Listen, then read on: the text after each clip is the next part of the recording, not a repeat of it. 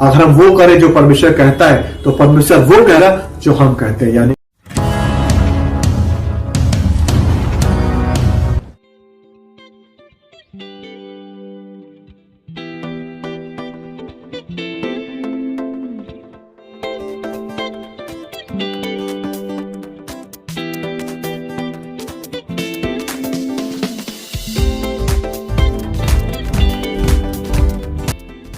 Hallelujah, praise the Lord. यीशु मसीह के नाम से मैं आपका स्वागत करता हूं। और आज का हमारा जो सब्जेक्ट है यूहन्ना 15वें अध्याय से हमने लिया, जिसमें परमेश्वर यीशु कह रहे हैं कि मैं सच्ची दाखलता हूं और तुम मेरी ब्रांचेस हो, तुम मेरी शाखाएं हो, और जो डाली मुझ में नहीं फलती मैं उसे काट डालता हूं। जो डाली मुझ में है और नहीं फलती वह उसे काट डालता है। कौन काट डालता है? पिता काट डालता है। और जो फलती है उसे छांटता है ताकि और फले। जो मसीह लोग हैं, परमेश्वर यीशु मसीह यहाँ कह रहे हैं, जो मसीह लोग हैं वो शाखाएं हैं। फल कौन धारण करता है? शाखाएं धारण करती हैं। और दाखलता है जहां से फल आता है शाखाओं में। और जो सैप है, जो रस है, वो कहां से शाखाओं में जाता है? वो मेन पेड़ से जाता है, दाखलता से जाता है। वो ब्रांचेस जो शाखाओं में जाता है, यानी शाखाएं जीवन कहां से लाती हैं? उस अंगूर के पेड़ से, उस दाखलता से लाती है जीवन। तो यीशु मसीह अपने संबंधों को विश्वासियों के संबंध से एक एग्जाम्पल के रूप में बता रहे हैं कि एक विश्वासी का और एक मसीह के साथ संबंध कैसा होना चाहिए। ये यीशु मसीह ने इसलिए ऐसा वर्णन दिया क्योंकि इंसान जो है फिजिकल रियल में चलता और फिजिकली आंखें देखता। और आपको सबको मालूम कि इजराइल में बहुत सारा अंगूर होता था, तो उन्होंने उसका एग्जाम्पल दिया। इवन मंदिर के सामने भी अंगूर के जो चित्र उकेर रहते थे, ताकि लोगों को जो फिगरेटिव जो था, जो चित्र रहते थे अंगूर के रहते, ताकि उसको अच्छे से समझ सके। यीशु मसीह इसलिए इलस्ट्रेशन देते थे, दृष्टांत देते थे, ताकि लोगों को अच्छे से समझ में आए। जो इंटरेस्ट लेता था और जो बहुत ज्यादा समझना चाहता था वह यीशु मसीह से अकेले में आकर के पूछता था, जैसे चेले आकर पूछते थे। यानी कि जिसको अगर परमेश्वर के वचन की इच्छा है तो वो क्या करेंगे? खोजबीन करेंगे, पास्टर से पूछेंगे, कलीसिया अपने एल्डर से पूछेंगे। और जिनको परमेश्वर के वचन की खोज की चिंता नहीं है वो क्या करेंगे? सुनेंगे, एक कान से दूसरे कान से निकाल देंगे। इसीलिए यीशु मसीह जो है दृष्टांतों से बात करते थे, इलस्ट्रेशन से बात करते थे, ताकि जो कोई समझना चाहे, अगर नहीं समझ पा रहा है तो उनसे बाद में पूछे। जबकि चेले इस तरीके से कई जगह आप लोग देखेंगे, चेले पूछते थे, हे रब्बी मुझे बता इसका अर्थ क्या था। तो यीशु मसीह अपना और अपने चेलों का, यीशु मसीह अपना और अपने शिष्यों का, यीशु मसीह अपना और विश्वासियों का संबंध कैसा होना चाहिए वो बता रहे हैं कि एक दाखलता और एक जैसे शाखा का रिलेशन होता है वैसा रिलेशन होना चाहिए। ये जो एग्जाम्पल है, ये जो उदाहरण है, ये उदाहरण एक पिता और पुत्र से बढ़कर है। ये उदाहरण जो है एक चरवाहा और गड़रिया से बढ़कर है, क्योंकि एक पिता और पुत्र, अगर पुत्र और पिता का संबंध अगर हम दिखाएंगे तो पिता का यहाँ पर एक दाखलता है, पुत्र का एक शाखा है। लेकिन अगर पिता उसको खाने को नहीं देता है तो पुत्र क्या करेगा? दूसरी जगह से खा सकता है, मांग के खा सकता है। गड़रिया अपने भेड़ों की चरवाई नहीं करता तो भेड़े क्या होती है? दूसरी जगह चले जाती है, उनको कोई और गड़रिया मिल जाता है और कोई शेपर्ड मिल सकता है। लेकिन यहां पर परमेश्वर रिलेशनशिप को इतना क्लोजली बता रहे हैं, कह रहे हैं कि दाखलता और शाखा करो। यानी कि अगर शाखा से, अगर दाखलता से जो जूस है, जो जीवन का रस है, अगर ब्रांचेस में नहीं जाएगा, शाखा में नहीं, तो शाखा क्या करेगी? सूख जाएगी। वो वहां से उखड़ के दूसरी जगह नहीं जा सकती। हालेलुया। तो मसीह इतने गहरे संबंधों के बारे में बता रहा है। हालेलुया। और आगे परमेश्वर का वचन क्या कहता है? इसी तरीके से परमेश्वर का वचन, अगर परमेश्वर का पवित्र आत्मा हमारे अंदर नहीं है तो हम लोग सूख जाते हैं। वैसे ही परमेश्वर में अगर जो आपका जीवन है, जैसे शाखा और अंगूर की दाखलता के अगर जो जूस है, वो क्या है? जो रस है, जो सैप है, उसके बिना जैसे शाखा सूख जाती है, वैसे ही यीशु मसीह जो है दाखलता है, यीशु मसीह जो है ग्रेप वाइन है, और उनके बिना जो है शाखा सूख जाती है। वैसे ही हम लोग जो है बिना पवित्र आत्मा के, बिना यीशु की आत्मा के सूख जाते हैं। हमारा आत्मिक जीवन सूखा हो जाता है। यानी कि जो जूस है, यहाँ पर एक सिंबॉलिकली देखा जाए, हालांकि पवित्र आत्मा एक पर्सनल है, परमेश्वर ट्रिनिटी गॉड का एक पार्ट है, एक सेपरेट एंटिटी है। लेकिन अगर हम उनको एग्जाम्पल के रूप में देखें तो वो तीनों एक ही है, लेकिन तीनों के जो काम है वो अलग अलग है, लेकिन तीनों एक ही है। तो बिना पवित्र आत्मा के हम लोग ऐसे ही सूख जाते हैं, बिना हमारा आत्मिक जीवन सूखा जाता है। जिस प्रकार से ब्रांच जो शाखा बिना यीशु मसीह के, बिना दाखलता के सूख जाती है, वैसे बिना यीशु मसीह के, बिना पवित्र आत्मा के मसीह जीवन सूख जाता है, आत्मिक रूप से मर जाता है। और यहाँ पर बहुत डराने वाला वर्षा है, वो आप ध्यान से देख के सुने, कान खोलकर सुने, वो क्या कह रहा है वचन। fruitless branch Lord cuts away. Every branch in me that does not bear the fruit, God takes away. Hallelujah. इसका मतलब लिटरली जो है बहुत ही, अगर हम लोग जो एक डराने वाला आता है कि जो टेक्स अवे मतलब काट डालता है, कट्स अवे, हटा देता है, यानी कि जो शाखा यीशु मसीह का, जो शाखा दाखिलता है जो यीशु मसीह को यहाँ पर रिप्रेजेंट करता है, उसके अगर फलों को धारण नहीं करती तो परमेश्वर क्या करता है, उसको काट डालता है। परमेश्वर क्या वाइन ड्रेसर है, परमेश्वर क्या गॉड का यहाँ पर एक किसान है, उसको काट डालता है। हालेलुया।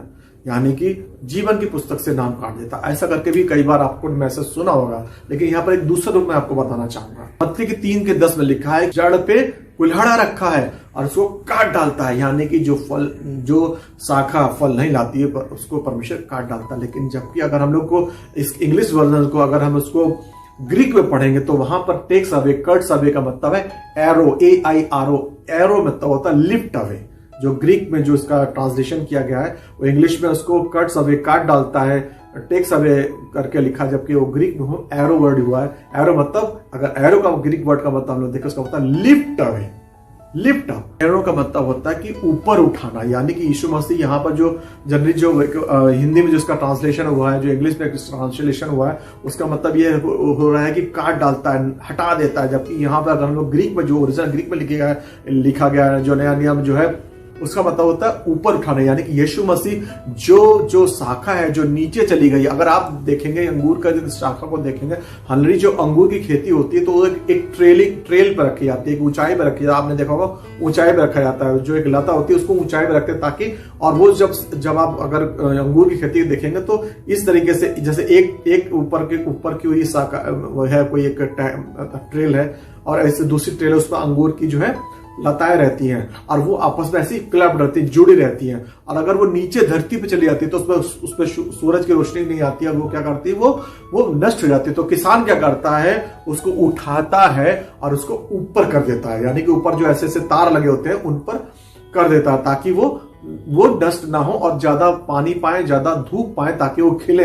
तो यानी कि परमेश्वर वैसे ही, हम ब्रांच कौन है, शाखा हम लोग हैं। अगर हम दबे हुए हैं, अगर हमारे जीवन नीचे है, अगर हमारे जीवन धूल पे है, तो परमेश्वर इसको काटता नहीं, परमेश्वर इसको उठाता है ताकि हम बहुतायत का जीवन पाए, ताकि हम मसीह में रोपे गए, गाड़े गए, फल लाने के लिए गाड़े गए। और सबसे पहला फल हमारा क्या निकलता है, मसीह में। जैसे हम जिस दिन समाचार सुनते हैं उसी दिन हम सबसे पहला हमारे अंदर क्या आता है, विटनेसिंग का पावर परमेश्वर देता है। मैं अपने बारे में बताता हूं, जैसे ही मैंने परमेश्वर का वचन ग्रहण किया था उसी दिन मैंने नया टेस्टामेंट, अपनी न्यू टेस्टामेंट, नया करार जो था, नया नियम था जो अपने पॉकेट में रखे रहता था, और जहां कहीं जाता था मैं परमेश्वर के वचन का प्रचार करता था और डिबेट करना शुरू कर देता था। हालांकि मैंने शायद 5 ही दिन में 7 दिन पूरी पढ़ा डाली थी और कई बार पढ़ा डाली थी, और लोगों से बोलता था कि मैं यीशु में क्यों आया।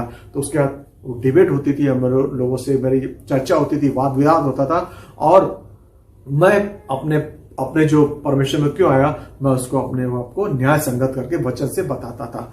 यानी कि सबसे पहला, अगर आप मसीह में आपका तारण हुआ है, आपका उद्धार हुआ है, आपका साल्वेशन ठीक हुआ है, तो आप सबसे पहला आपके अंदर जो फल आएगा, जो शाखा जो है, जो हम लोग शाखा बोले गए, तो हम सबसे पहले फल कौन सा धारण करेंगे, सबसे पहला फल धारण करेंगे, हम मसीह को विटनेस करेंगे, मसीह की गवाही देंगे कि मसीह ने खुदा अपने हमारे जीवन में क्या क्या काम किया। यानी कि मसीह से जो सैप है, जो मसीह से जीवन का रस है, वो ब्रांच को आ रहा है, वो शाखा को आ रहा है और उसमें जीवन लगा है। तो सबसे पहले जो गुण जो आता है वो होता है विटनेसिंग का। हम विटनेसिंग करते हैं और परमेश्वर जो है उस ब्रांच को नीचे काटने के लिए नहीं, जो नीचे गिर जाते उसको उठाता है ताकि वो और फल लाए, काटने के लिए नहीं।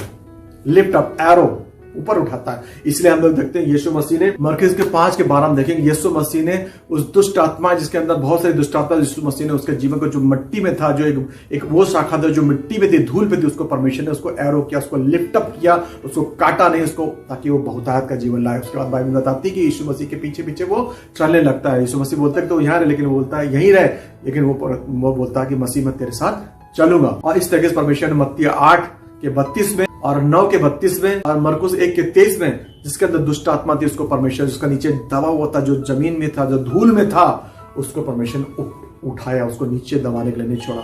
उसको नीचे नहीं गिरा, उसको काटा नहीं, उसको ऊपर उठाया, उसको एरो कर, उसको लिफ्ट अप किया। और एक इंसान के अंदर जो मत्ती जैसे 12 में 13 में लिखा है, जिसके अंदर स्पिरिट ऑफ इन्फर्मिटी थी, जो उसके अंदर बीमारी की आत्मा थी, उसको परमेश्वर ने उसको नीचे यूं ही छोड़ा, उसको परमेश्वर ने ऊपर उठाया। मत्ती के 9 में देखते हैं जिसको एक अंधे को परमेश्वर ने आंखें दी, यानी कि उसके जीवन को ऊपर उठाया। मत्ती के 9 के 33 में बताता है, बाइबल बताती है कि परमेश्वर ने इस अंधे को आंखें दिखी, जिसका अंधा ध्यानी को लड़खड़ा के नीचे चलता था, जिसका जीवन कुल नीचे था, जो ऊपर नहीं दे सकता, तो परमेश्वर उसके जीवन को उठाया, उसके जीवन को लिफ्ट अप किया। उस ब्रांच को शाखा में जो नीचे थी, उसको परमेश्वर ने, जो दाखलता है सच्चा ट्रू वाइन मैं हूं, परमेश्वर कहता सस्ती दाखलता मैं हूं, उस परमेश्वर ने उसको काटा नहीं, उसको उठाया। यूहन्ना के 9 के 1 से 38 बाइबल बताती है कि परमेश्वर ने बहरे को कान दिए, उसका जीवन जो कुछ सुन नहीं सकता था, बिल्कुल मिट्टी था, उसको परमेश्वर ने उठाया। और इस तरीके से इतने सारे परमेश्वर आश्चर्य कार्य किए, अगर मैं बोलता जाऊंगा तो शाम तक ये पूरा इसी मिरेकल के इसका में वीडियो ये खत्म हो जाएगा, मेरा संदेश पूरा मिरेकल में मसीह के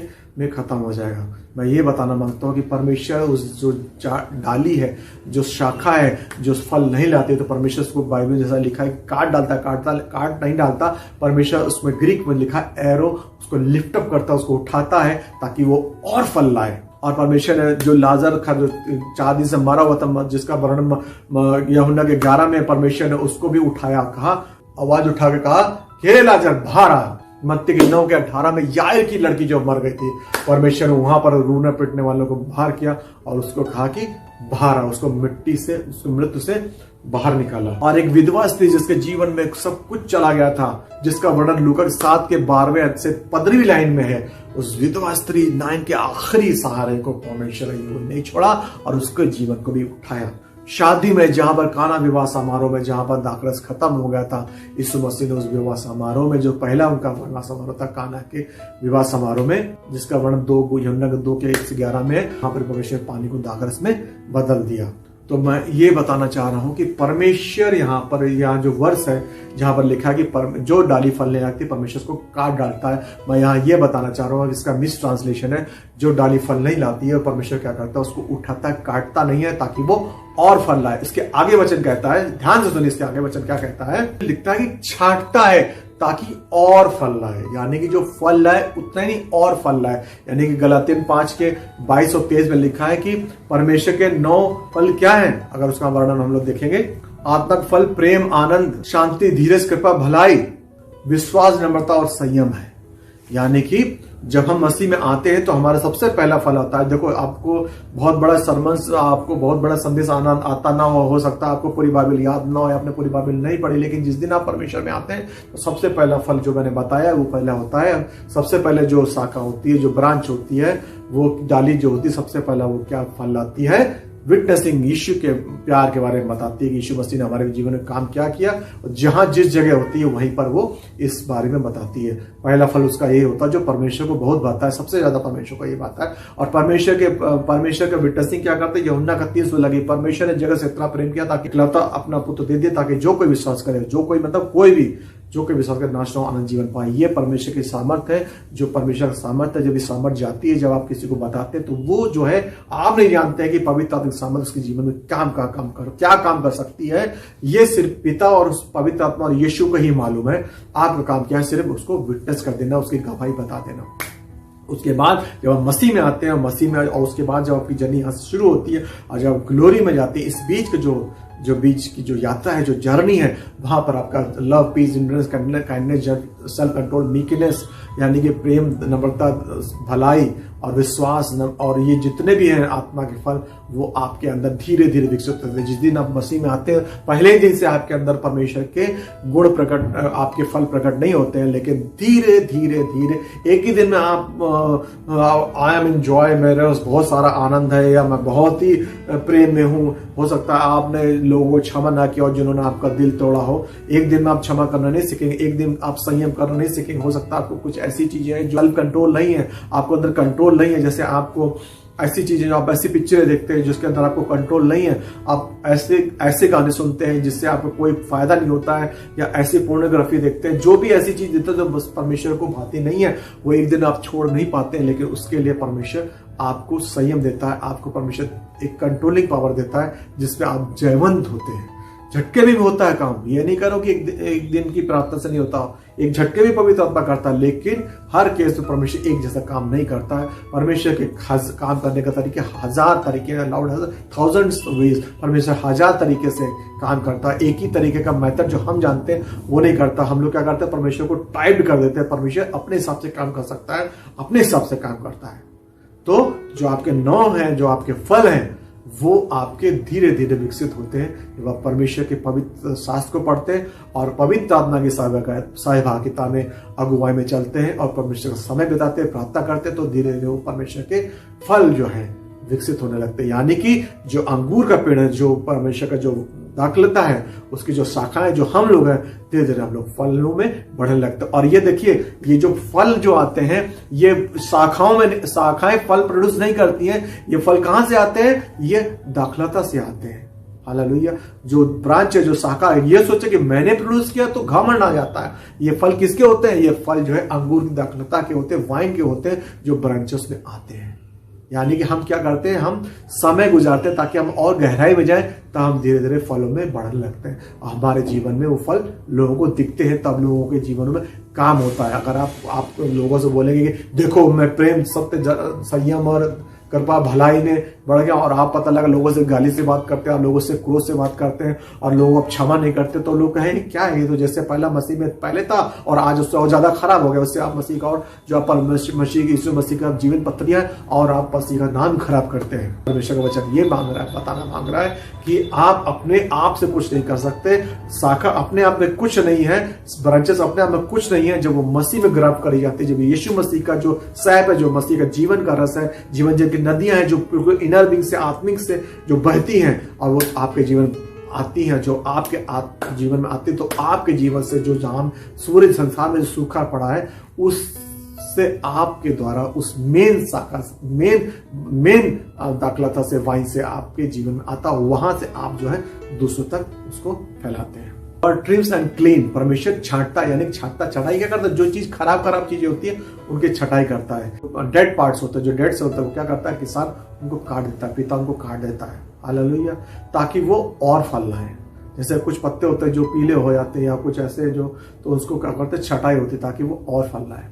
जैसे अब छटाई का मतलब क्या होता है? जैसे अब मैं ऐसे एग्जांपल बताता हूँ। जैसे समझो कि कोई आदमी है और उसके पैर में गैंग्रीन हो गया, यानी कि एक गलना लग गया है उसके पैर में। अगर डॉक्टर उस पैर को नहीं करता, इम्प्यूट नहीं करता, तो क्या करेगा? पूरे पैर से वो पूरा गलन शुरू होकर के उसको पूरे शरीर को खा जाता है। तो डॉक्टर क्या करता है? उसको इम्प्यूट करता है, उसको डॉक्टर काट डालता है। यानी कि पर अगर दूर से देखेंगे तो आपको लगेगा वो डॉक्टर काट रहा है पैर, आपको लगा नहीं तो काट डाल रहा है, लेकिन नहीं, आप डॉक्टर के नजरिए से देखते हैं डॉक्टर क्या कर रहा है? सर्जरी कर रहा है, यानी कि उसकी जान बचा रहा है। तो इसी तरीके से परमेश्वर क्या करता है? छांटाई करता है। जो ऐसी चीज जो आपको हो सकता है आपको फल लाने में, जैसा जो घमंड है या कोई ऐसी चीज है जो आप ही जानते हैं और परमेश्वर जानता है, वो जीवन जो आपको फल लाने से रोकती है, तो परमेश्वर उसको क्या करता है? डिसअवे करता है। अगर हम ग्रीक में देखें तो उसका मतलब होता है कैथेरो। एरो मीन्स लिफ्ट अप, उसको उठाना, और कैथेरो मतलब होता है उसको प्रून करना, उसको छाटना, यानी उसको क्लीन करना, खराब पार्ट को। फिर यीशु मसीह कह रहे हैं कि तुम उस वचन के कारण जो मैंने तुमसे कहा है, तुम शुद्ध हो। जिस प्रकार से शरीर में कुछ गंदगी आती है तो हम लोग नहाते हैं और हमारे अंदर जो गंदगी दूर करते हैं, वैसे परमेश्वर कहता है कि जो वचन आता है, जो परमेश्वर का वचन आता है, परमेश्वर का वचन क्या आत्मा है। जब और हर एक आत्मा जो है परमेश्वर का पवित्र आत्मा ने लिखा है, जो एक हम लोग क्या है? हम लोग ये जो फिजिकल मेरा शरीर देख रहे हैं, ये एक हमारी पर्सनालिटी, जिसको मैं पास्टर तिवारी बोलता हूँ, लेकिन जो उसका असली जो पास्टर तिवारी है, जो वो कौन है? एक स्पिरिट है मेरे अंदर, यानी कि I am a spirit being living in physical body. में एक आत्मा हूं जो एक भौतिक शरीर में रहता हूं। वैसे ही जो हम जो है इस भौतिक शरीर को कैसे ऐसे छू सकते हैं, लेकिन जो अंदर जो स्पिरिट है उसको कैसे छू सकते हैं? उसको हम परमेश्वर के पवित्र शास्त्र से छू सकते हैं। इसी तरीके से परमेश्वर का जो पवित्र शास्त्र, आपने देखा होगा, जो परमेश्वर का पवित्र शास्त्र सुनते हैं तो आप देखते हैं आपको अंदर से खौलाहट आ जाती है। वो खौलाहट कहाँ आती है? आपके पवित्र आत्मा से। आपका जो आत्मा है, जो आपका स्पिरिट है, वो कनेक्ट होता है। और वो कैसे कनेक्ट होता है? परमेश्वर का पवित्र शास्त्र है। इसलिए आप जब आप चर्च आते हैं तो आप ये चर्च आके ये ना बोले कि बोर हो रहे हैं। आप नहीं जानते कि आपके अंदर आपके पवित्र आत्मा को जो खाना है, जो पवित्र आत्मा को परमेश्वर का जो पवित्र शास्त्र है, जो परमेश्वर का पवित्र शास्त्र है, वो खाने के रूप में उस अंदर जो आत्मा है वो उसको खाना मिलता है और उससे जो बलवंत होता है। इसलिए बाइबल बोलती है, गलातियों में लिखा है कि don't like by the plus led by the Holi spirit, यानी कि पवित्र आत्मा के चलाए चलो, यानी कि जो आपके अंदर आत्मा है वो परमेश्वर के वचन से तृप्त होता है। इसलिए यीशु मसीह कह रहे हैं कि तुम उस वचन के कारण शुद्ध हो, यानी कि तुम्हारे शुद्ध मतलब तुम्हारे अंदर की कोई ऐसी बात है जो तुम्हारे परमेश्वर के बीच में है। जब परमेश्वर का वचन का प्रकाश का टॉर्च उसमें लगता है तो परमेश्वर आपको गलती दिखाता है, फिर आप पश्चाताप करते हैं, और जब पश्चाताप करते हैं तो परमेश्वर के साथ फिर से एक बार आप रीयूनाइट होते हैं। और दूसरा आप देखेंगे दाखलता क्या होती है, आपस में ऐसे ऊपर लिफ्टेड अप होती है, आपने देखा होगा, और सब ऐसे जुड़ी होती है। यानी कि परमेश्वर ये कहना कि जब आप दाखलता है यानी कि आप एक साथ आप यूनाइट होते हैं, जब एक साथ होते हैं तो परमेश्वर कहता है उस वो जगह परमेश्वर के वचन से, परमेश्वर की प्रार्थना से वो हिले जाता है। कहां लिखा है, एक्सपीरियंस, तो परमेश्वर के लोग इकट्ठा हुए तो उस जगह पवित्र आत्मा की सामर्थ्य से भर गया और लोग अंदर भय छा गया और नाना प्रकार के आश्चर्य हुए और लोग संख्या में जुड़ते चले गए। यानी कि जो दाखलता का स्वभाव क्या होता है, दाखलता का स्वभाव क्या होता है, ब्रांचेस का स्वभाव क्या होता है, उसकी जो शाखाएं होती है वो आपस में ऐसे लिपटी रहती हैं। यानी कि मसीह के जो शाखा है उसके अंदर जो ब्रांचेस हैं और दूसरी जो है दाखलता है जो दूसरी है, और उसके बीच की जो है ब्रांचेस वो आपस में जुड़ी रहती है। यानी कि मसीह लोग जो है आपस में जुड़े रहना चाहिए। परमेश्वर का वचन ये कह रहा है, जब परमेश्वर के लोग जब एक साथ इकट्ठा होते हैं कलीसिया में तो वो जगह परमेश्वर के सामर्थ्य से हिल जाती है। इसलिए आप देखते हैं जब आप इकट्ठा होते हैं तो बड़े बड़े आश्चर्य होते हैं। हालेलुया। तो उस वचन का तुम शुद्ध हो जो परमेश्वर की सभा में, सब परमेश्वर के मध्य में आप जो सुन रहे हैं, तो शुद्ध कैसे किए जाते हैं, जो आपके अंदर जीवन में जो चीजें चल रही हैं जो आपको गलत नहीं लगती हैं, लेकिन जब परमेश्वर का पवित्र आत्मा का वचन आता है तो आपको वो गलती दिखाता है। अब जब रिपेंट करते हैं तो परमेश्वर फिर से रियूनाइट होते हैं और शुद्धिकरण होता है। जो मुझमें बना रहता है और मैं उसमें, वह बहुत फलता है और तुम मेरे बिना कुछ नहीं कर सकते। मतलब मुझमें बना रहो, मतलब उसमें प्यार में बने रहो, उसके वचनों को पालन करोगे। परमेश्वर में कब बने रहोगे, जब परमेश्वर से प्रेम करोगे, उसकी आज्ञा में चलोगे तो उसमें बने रहोगे। जब तुम उसमें बने रहोगे तो क्या होगा, परमेश्वर कह रहा है कि मेरे जाने के बाद पवित्र आत्मा तुमको मेरी बातें बताएगा और वो तुम उसके द्वारा तुम मुझ में बने रहोगे। और यीशु मसीह कह रहे तुम मेरे बिना कुछ नहीं कर सकते, क्योंकि फिलिपियंस के 4:13 अध्याय की 13 में लिखा है कि I can do everything through Christ Jesus. मैं यीशु मसीह में सब कुछ कर सकता हूं। मैं यीशु मसीह में आत्मिक रूप से सब कुछ कर सकता हूं। मैं यीशु मसीह में भौतिक रूप से सब कुछ कर सकता हूं। मैं यीशु मसीह में सांसारिक रूप से सब कुछ कर सकता हूं। मैं यीशु मसीह में हर चीज कर सकता हूं। यानी कि in all aspects I can do everything through Christ Jesus. Without Christ I can not do anything, because यूहन्ना के 4:12-13-14 में लिखा है, मैं तुमसे सच सच कहता हूं जो मुझ पर विश्वास करता हूं मुझसे बड़े बड़े काम करेगा। जबकि हम लोग देखते हैं कि जब पतरस ने एक दिन में सभा में प्रचार किया तो उस दिन 3000 लोग जुड़ गए। यीशु मसीह में बने रहने का मतलब है कि परमेश्वर का वचन, परमेश्वर का पवित्र आत्मा और परमेश्वर का वचन, यानी कि वचन क्या, परमेश्वर का वचन मतलब in the beginning there was a word, यानी कि यूहन्ना के पहले अध्याय में लिखा है कि आदि में वचन था, यानी कि अगर, और वचन क्या था, यीशु मसीह था। यानी कि जब हम वचन पढ़ते हैं तो यीशु मसीह वचन के द्वारा हमारे अंदर रहते हैं और पवित्र आत्मा के सामर्थ हमारे अंदर रहती है। यानी कि यीशु मसीह के नाम से जो कुछ भी मांगेंगे वो हमको दे देता है। What ever ask in the name of Jesus he give us, he grant us, because उसने प्रॉमिस किया है। और जो बाइबल है पवित्र शास्त्र है परमेश्वर के प्रॉमिसेस से भरी हुई है। कोई भी है यीशु मसीह में अगर बना रहता तो वो जो भी प्रार्थना करेगा परमेश्वर के मन के हिसाब से करेगा, इन जीसस नेम, यीशु के नाम में करेगा और यीशु मसीह के अनुसार करेगा। परमेश्वर से अलग प्रेयर नहीं कर सकता, क्योंकि बाइबल में बता रही है कि तुम यीशु में बने रहो और यीशु तुम में, यानी कि मसीह का, यीशु मसीह तुम में मतलब यीशु मसीह का वचन तुम्हारे अंदर हो। और जब परमेश्वर का वचन तुम्हारे अंदर होगा तो तुम परमेश्वर के वचन संगति प्रेयर करोगे। तुम ऐसी कोई उठपटांग चीज नहीं मान सकते। जैसे यूहन्ना बोलता है कि परमेश्वर मुझे आज्ञा दे, तुम आकाश से बिजली, आकाश से जैसे एलिया ने, जैसे अलीशा ने आग गिराया था, लोगों को भस्म कर दिया था, वैसे मैं आग गिरा करके इनको भस्म कर दो। तो यीशु मसीह कहता है कि तुम नहीं आते, तुम किस आत्मा से बोल रहे हो। यानी कि परमेश्वर का 1 तिमोथी 2:4 लिखा था, यीशु मसीह कहते हैं कि मैं चाहता हूं सब बचाए जाए। यानी कि परमेश्वर की इच्छा ये नहीं है, जबकि वो क्या हुआ, मार रहे, यानी पुराने नियम, यानी कि तलवार से मारने की बात कर रहा है। बल्कि यहाँ पर परमेश्वर क्या कहता है, मैं शैतान के बंधन से, शैतान के जकड़ से, सतपुरुष क्या बोलता है, हमारी लड़ाई लोह और मांस से, अंधकारी शक्तियों से। तो यीशु मसीह यहाँ पर क्या था, एक आत्मिक लड़ाई सिखाने चाह रहे थे, एक आत्मिक लड़ाई सिखा रहे थे कि तुम्हारी लड़ाई फिजिकल नहीं, तुम्हारी लड़ाई आत्मिक है। जो आत्मिक लड़ाई है तो उसके आत्मिक, जो उसके वेपन्स है, उसके औजार क्या होंगे, उसके शस्त्र क्या होंगे, आत्मिक होंगे। और जो चेलों को वो समझा रहे थे। तो यानी कि अगर परमेश्वर की कंडीशन को फुलफिल करेंगे तो परमेश्वर हमारी प्रार्थनाओं को भी फुलफिल करेगा। परमेश्वर कभी भी कोई प्रॉमिस बिना कंडीशन के फुलफिलमेंट के नहीं देता है। There is a promise and there is a condition. यानी कि हम अगर एक ही पार्ट मारेंगे, अगर हम एक पार्टी पकड़ रहे कि यीशु मसीह में बने रहो, यीशु मसीह के नाम से मांगो तो सब कुछ हो जाएगा जैसा है, क्योंकि 1 कोरिन्थियन पहले अध्याय की 20 में लगी हर पढ़ता यीशु मसीह महान आमीन है। अभिषेक 3 अध्याय की 20 में लिखा कि हमारे बीच में ऐसा परमेश्वर है जो हमारे सोच से बढ़ के काम कर सकता है। परमेश्वर से मैं बोल रहा हूँ, जैसे पहला कोरिन्थियन 2 अध्याय के नाम है, जो तूने आंखों ने न देखी, जो कानों ने न सुनी, जो चित्त पर चढ़ी, ऐसी आशीष परमेश्वर ने अपने चाहने वालों के लिए रख छोड़ी है।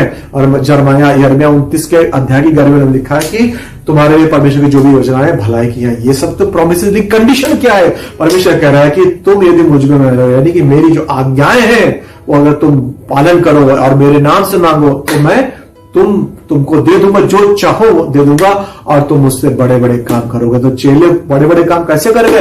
वो परमेश्वर की बातें मानते थे, परमेश्वर का वचन अंदर था, पवित्र आत्मा की मार्गदर्शन में चलते थे, अपने शरीर की क्रियाओं पर मन नहीं लगाते थे, इसलिए उन्होंने बड़े बड़े काम किए। वैसे बताना चाह रहा हूं कि आप मसीह में आए और आपने सारे स्क्रिप्चर रट लिए और आप प्रार्थना कर रहे हैं कि यीशु मसीह का मत्ती 7:7 में लिखा है कि मांगो तो दिया जाएगा, खटखटाओ तो खोला जाएगा, ढूंढो तो तुम पाओगे। तो ठीक है, मैं मांग लेता हूं, लेकिन आप और परमेश्वर का वचन कहता है मत्ती के 16 अगर तुम कोई चीज इस धरती में बांध दो तो स्वर्ग में बन जाएगी, तुम्हारे लिए हो जाएगा। ठीक है, वेरी गुड। लेकिन कंडीशन क्या है? समझ तुम्हारे अंदर एक ऐसी चीज है जो तुमने किसी को क्षमा नहीं किया है, ठीक है, तो परमेश्वर कैसे आपकी प्रार्थना पूरी करेगा? और याकूब की 4 अध्याय 8 में लिखा कि यदि तुम परमेश्वर के पास आओ तो परमेश्वर तुम्हारे पास आएगा, यानी कि क्षमा। और यानी कि तुम परमेश्वर के पास किस लिए आ रहे हो? तुम क्या परमेश्वर से आशीषें लेने के लिए आ रहे हो? कंडीशन प्रोमिसेस के लिए आ रहे हो? नहीं, कंडीशन कहाँ है? कंडीशन ये है कि तुम क्षमा करो जिसके लिए तुम्हारे अंदर ग्रज है, जिसके लिए तुमने मन में ऐसा गलत फीलिंग रख रखी, या तुम अपनी आंखों को ऐसी जगह समय दे रहे हो, ऐसी चीजें देख रहे हो जो परमेश्वर के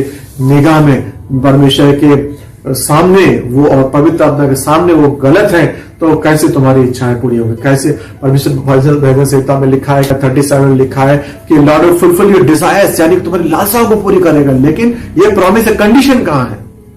यानी कि जो शाखा अगर दाखलता में, अगर जो शाखा दाखलता में जुड़ी रहेगी, यीशु मसीह कब बोल रहे हैं? यीशु मसीह बोल रहे हैं परमेश्वर जब स्वर्ग का क्रूसिफिकेशन होने से पहले सब बातें बोले, यानी कि यीशु मसीह अपने चेलों को छोड़ के जाने वाले, डिपार्ट हो रहे हैं, यानी कि वो ऐसा रिलेशनशिप के बारे में बोल रहे हैं जो 33.5 ईयर परमेश्वर अपनी मिनिस्ट्री के 33.5 साल में, जिंदगी के 33.5 साल में और 3.5 ईयर की जो मिनिस्ट्री में है उसको छोड़ने के बाद की बात कर रहे हैं, यानी कि जो चले जाएंगे और जो पवित्र तत्व के बीच में आएगा तो उसके बाद हम कैसे जीवन गुजारना है, उसके लिए परमेश्वर बात बता रहे हैं। If we do what he says then he will do what we say, God will do what we से।